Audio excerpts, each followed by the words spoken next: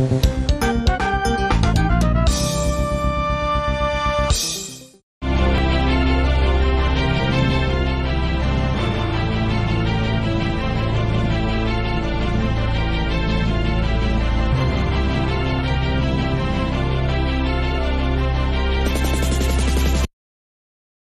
de vous retrouver sur CRTV News. Bienvenue, madame, monsieur, à cette édition d'information bilingue. Cameroun Today vous informe. Bon après-midi, Rita Makan. Good afternoon, Mohamed Nana. Hello, ladies and gentlemen. Welcome to Cameroun Today. The headlines.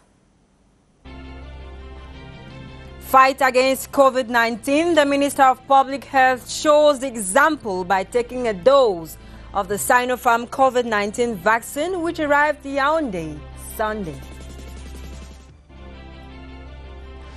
La rentrée du troisième trimestre écrit ce lundi sa première page. Élèves et enseignants ont renoué avec l'école, une période décisive qui débouche sur les examens officiels de fin d'année. Ambiance de reprise dans cette édition. Out of the country, Chad and Benin are waiting for results of the weekend's presidential votes.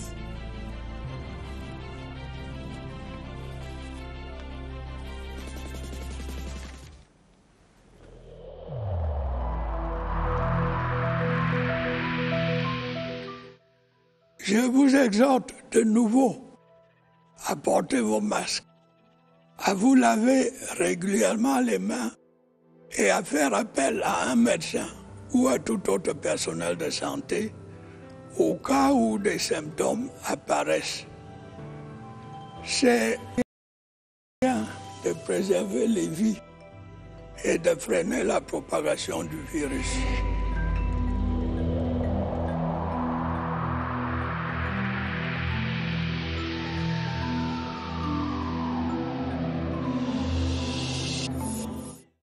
Thanks for tuning in. If you're just joining us, you're watching Cameroon Today. Mohamed Nana, we are beginning the news with the fight against COVID-19, and the Minister of Public Health has taken his dose of the COVID-19 vaccine. C'est bien cela, Rita, sur le front de la lutte contre le coronavirus. Vous l'avez dit, le Cameroun opte pour le vaccin. Les 200 000 doses offertes par la Chine ont été réceptionnées hier par le Premier ministre Joseph Dione Gouté. Depuis ce matin, la campagne de vaccination est lancée.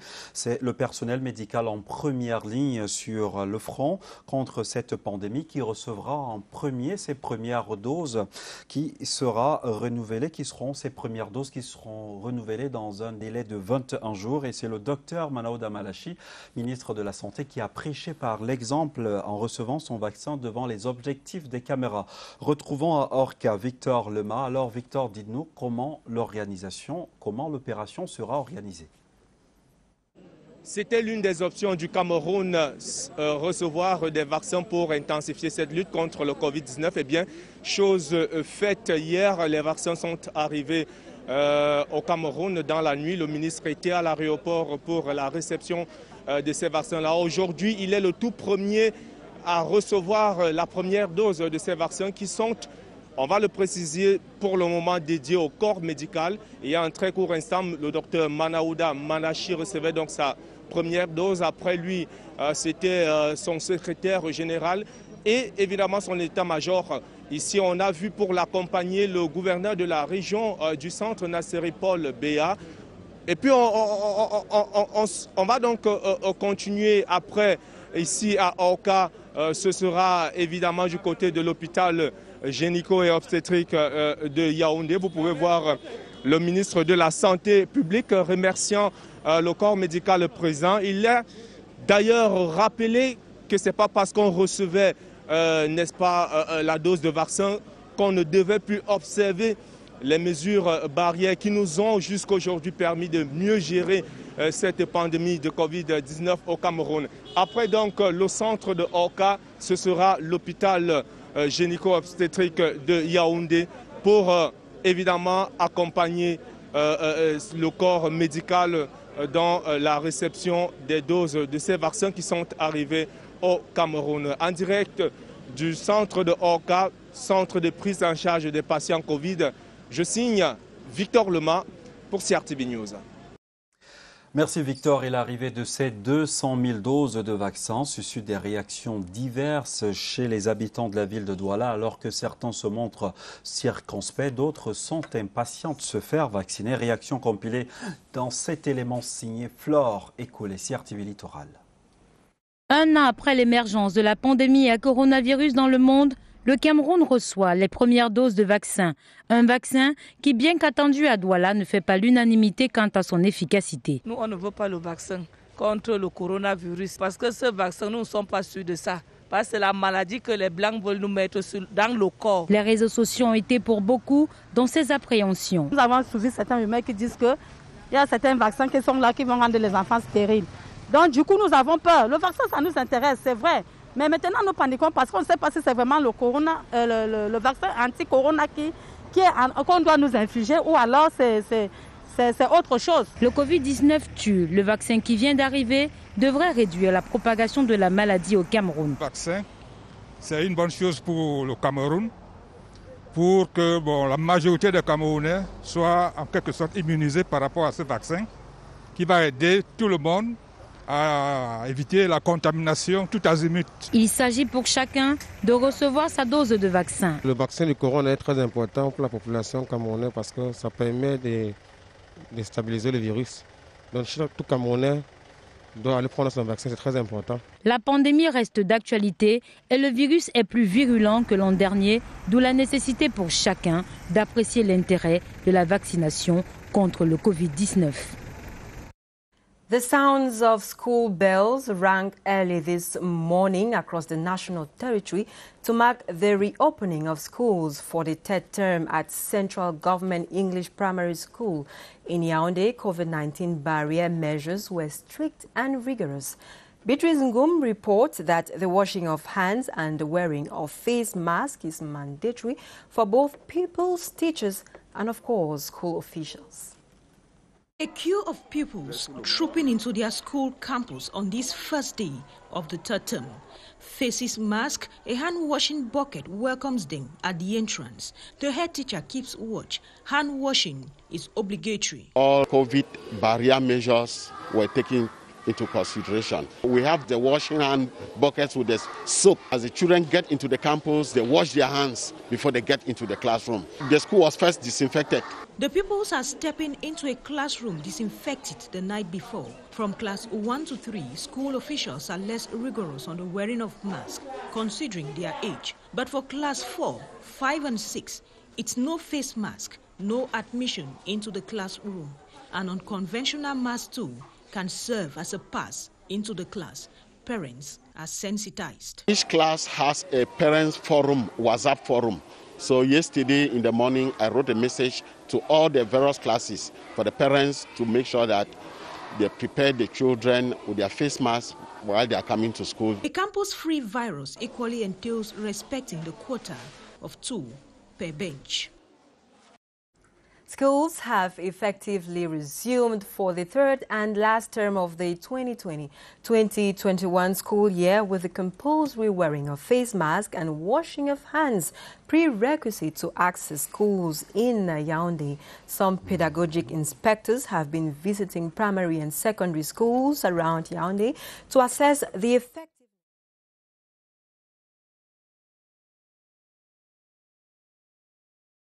Romeo Kenny. The race of the last and most crucial term has just commenced. Anti-COVID-19 measures are not ignored. At least the wearing of face mask is obligatory in Government High School Mbala 2, but social distancing is iffy. These girls probably forgot plaiting their hairs over the weekend. Hand washing is a must in primary schools, along other COVID-19 measures, and pedagogic inspectors have come very fine. The hygiene, sanitation is good, the school is clean. But they still have much to do with the wearing of masks. Yes, there is soap. When I came, I told them, that I was here at 7:30, that they should have soap, savon, and water. In this private institution, anti-COVID-19 checks are done right in classrooms. We are continually reinforcing and putting in place the COVID-19 barrier measures of constant wearing of masks, washing of hands with Soap, running water and soap, and using hand sanitizers. 80% of syllabuses have been covered and revisions have intensified in examination classes. They will be here just for 6 weeks. And within these 6 weeks, they must round up the syllables. I plan to use 1 week per subject for reading, 1 week per subject, and maybe in the afternoons try to brainstorm a bit on some other revision questions. The third term officially draws its curtains on June 25, 2021. In Douala, back to schools for the third and final term of the academic year is effective, but the general observation is that most pupils and students were not putting on their face mask. Dixon Ashu now describes the atmosphere early this morning in some schools of the nation's economic capital, Douala. Hello, Dixon. Every morning in Douala is a busy morning, particularly this day of the 12th of April 2021, where schools are resuming for the third and final school term of the year. And as early as 6 a.m., students and pupils were noticed on the streets of Douala, particularly in the Douala 1, 2, and 3 subdivisions where we have made rounds of. It is noticed this morning that most of them do not put on their face masks as they head to school. But of the recommendations against COVID-19 are quickly corrected at the entrances of the different school establishments, where the administration do not allow any students or any other person venture the campuses without having on a face mask or washing their hands, alongside other measures against COVID-19. You notice in some school establishments they have gone as far as checking students' haircut and their uniforms, for which if they do not comply to not allowed into the school premises. The different school administrations say classes will be effective the very first day of the third term, and that parents should endeavor to send their children to school. As we have noticed on the streets, most of the young people of school-going ages are still into businesses and other activities away from school. The morning is still very cold, and we understand that most of them are still warming their beds and maybe will hit the road to school maybe tomorrow or the days ahead. Dixon Ashu in Douala.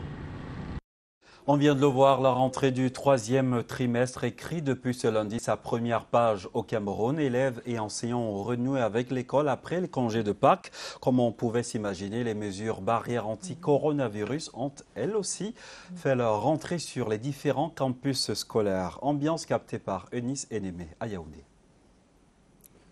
Absent sans justification valable.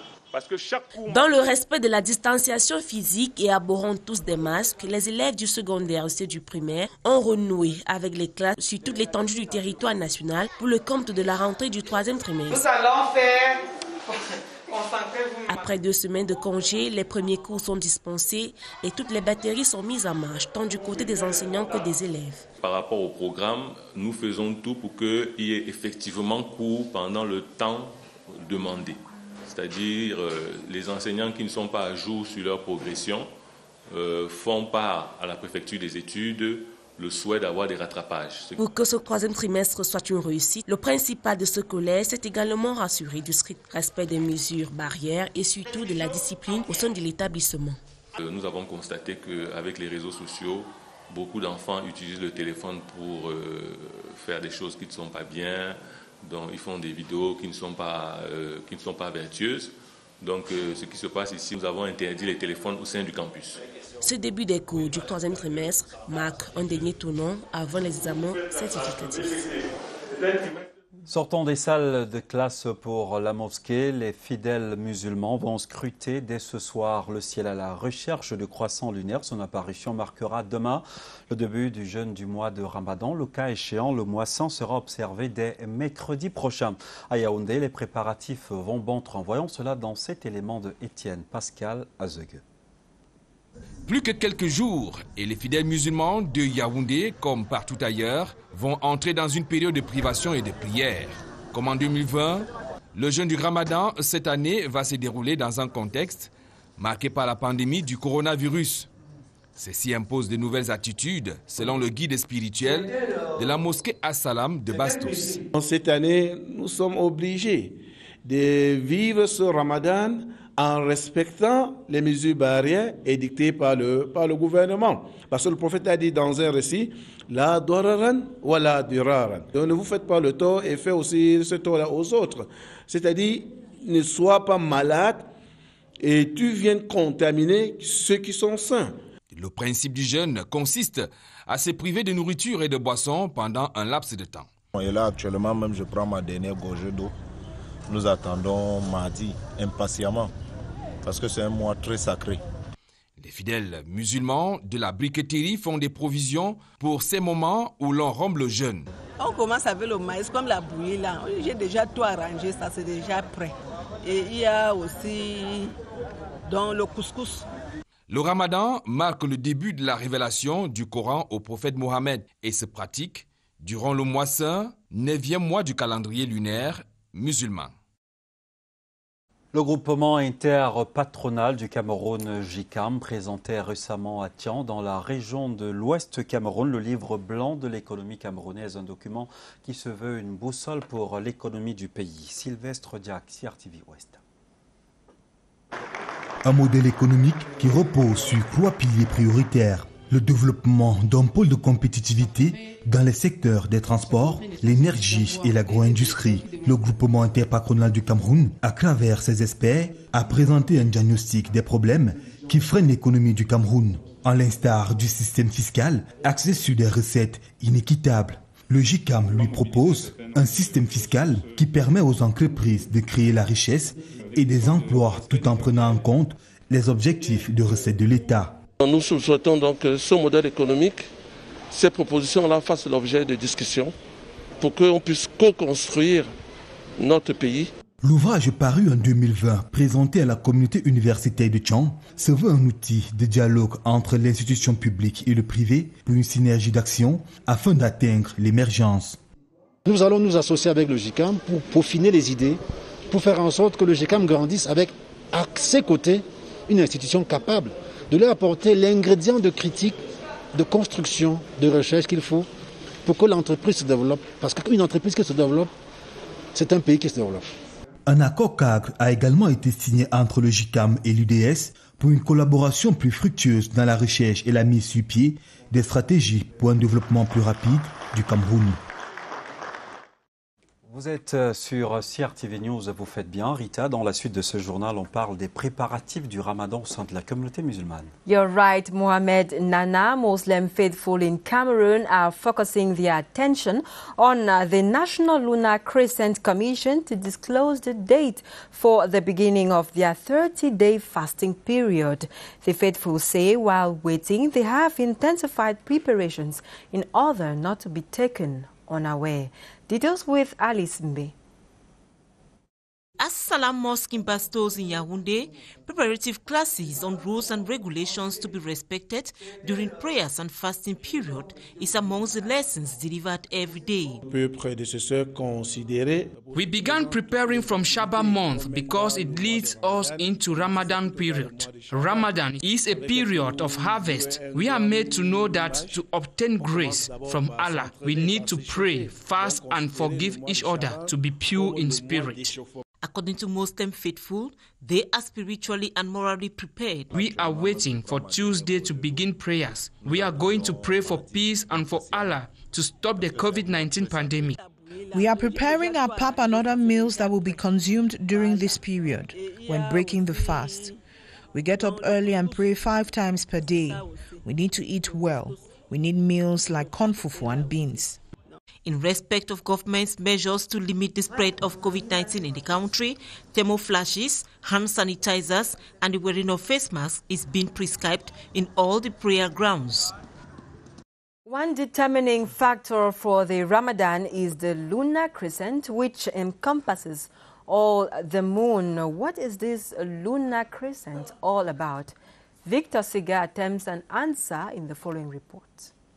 The sighting of a new crescent moon marks the start of Ramadan according to the Islamic religion, a time for piety and self-reflection.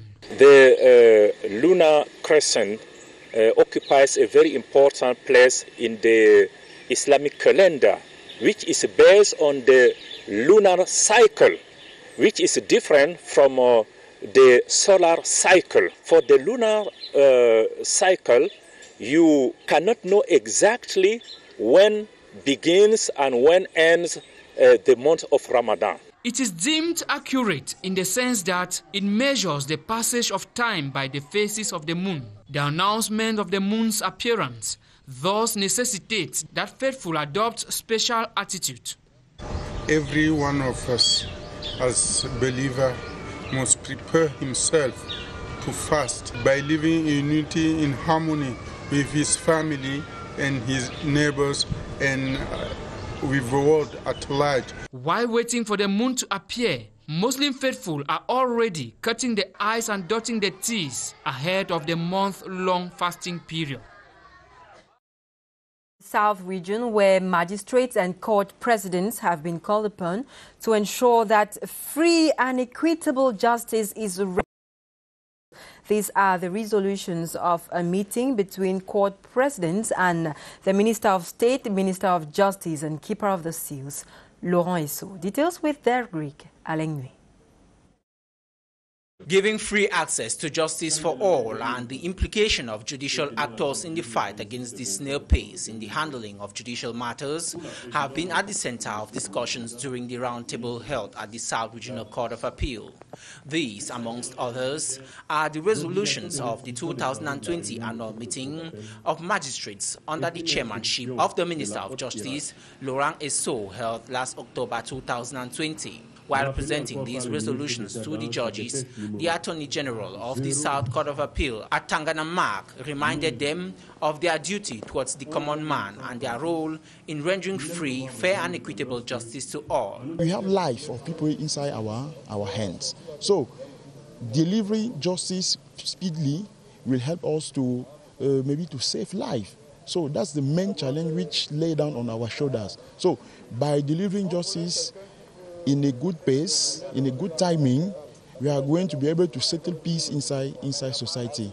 In the course of the discussions, the judicial actors also highlighted some of the challenges they encounter in the execution of their daily duty.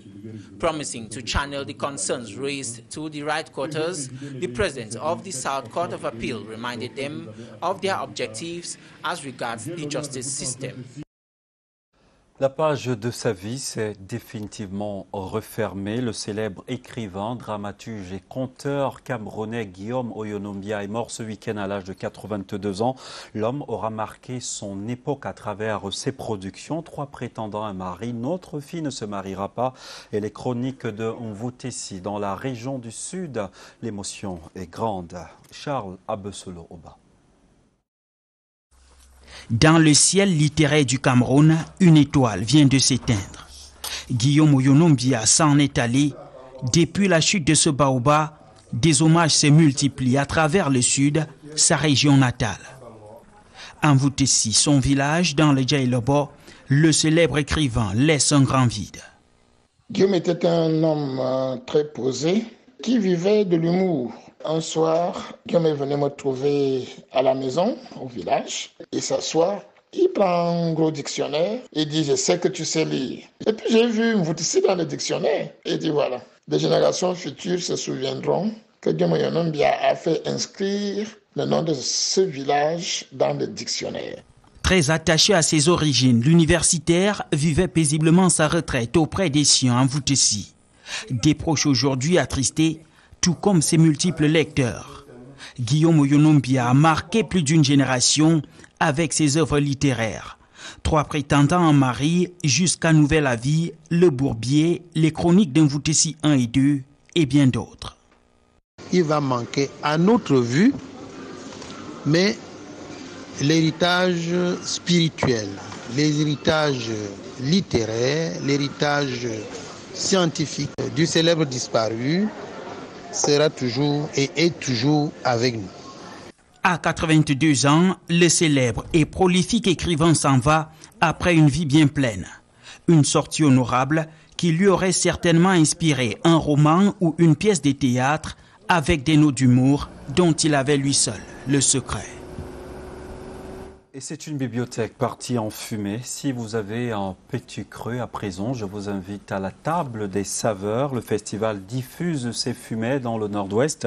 La gastronomie du Cameroun et du monde fait fondre les papilles des festivaliers et autres convives. À Bamenda, Valentin Quadeux s'est déjà régalé. Regardez. Le taro avec la sauce jaune. Voilà le macabo avec la banane. C'est ça qu'on met dans le marmite, on pille. C'est ça qu'on appelle ça le taro. Elle représente les 7 départements qui constituent la région du Nord-Ouest. Une destination très riche dans le domaine de la gastronomie, un potentiel qui fait de la région du Nord-Ouest un lieu touristique à découvrir. Dans le bouille, il y a ce qu'on appelle le pousse maïs, qu'on mange avec, mélangé avec l'huile rouge. Il y a un moment, il y a le macabo qu'on a préparé, mélangé avec l'huile rouge, on appelle ça nankara, avec aussi le plantain qu'on prépare avec l'huile rouge aussi, mélangé avec le feu de dolé. Des atouts à en croire la représentante de la chaîne des restaurateurs pour la promotion du patrimoine de la cuisine camerounaise Crespac, Anatou Abraham Achap, vont permettre aux 7 ambassadrices du Nord-Ouest à rivaliser avec les autres régions. Rendez-vous a donc été pris pour le 29 mai prochain au Palais des Congrès de Yaoundé, où les mets de la région du Nord-Ouest seront dégustés. Out of the country, vote counting has started in Chad after a tense presidential election Sunday that is likely to see President Idriss Déby Itno extend his 3-decade rule, while President Patrice Talon of Benin is expected to win a second term in office as a group of opposition parties called for boycott. Details with Gladys Asu. Votes are being counted in Chad following a presidential election in which incumbent Idriss Déby is widely expected to extend his 30-year rule despite growing signs of popular discontent and criticism over his handling of oil wealth. Election officials began counting ballots at a polling station in the center of the capital, Jamina, immediately after polls closed, watched by a group of observers.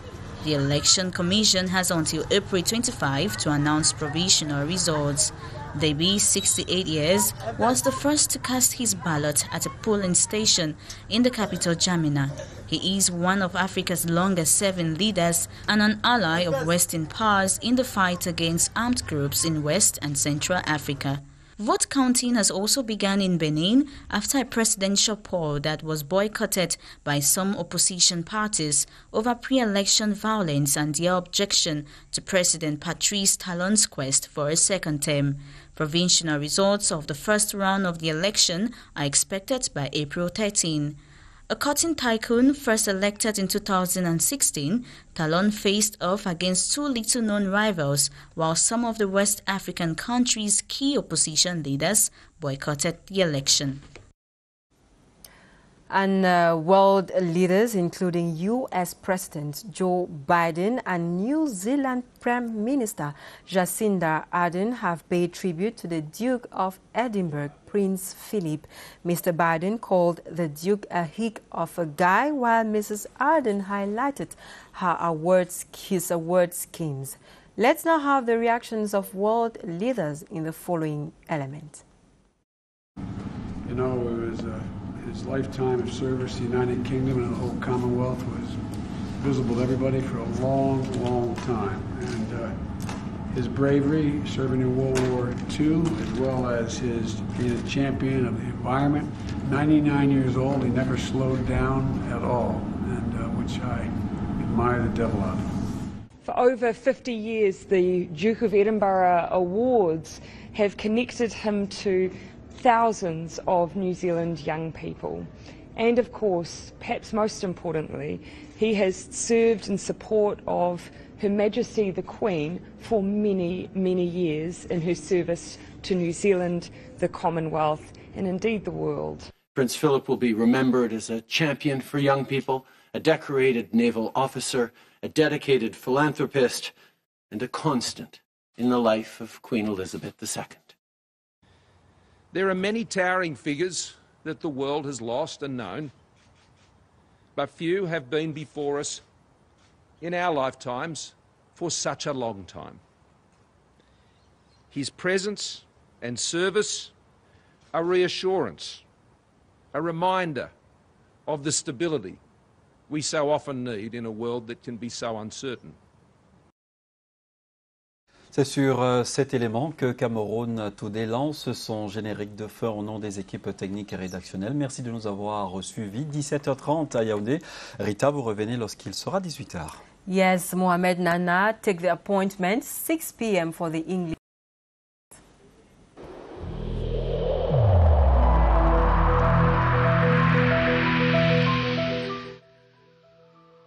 Malgré nos efforts, le Covid-19 a endeuillé de nombreuses familles et provoqué de graves difficultés dans le fonctionnement de notre économie et de notre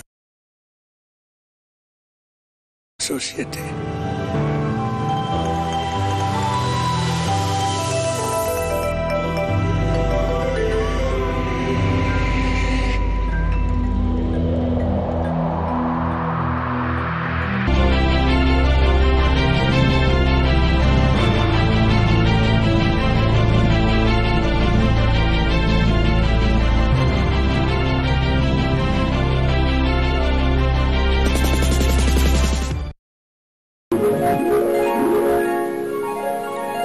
TRTV News, ici, toute l'info.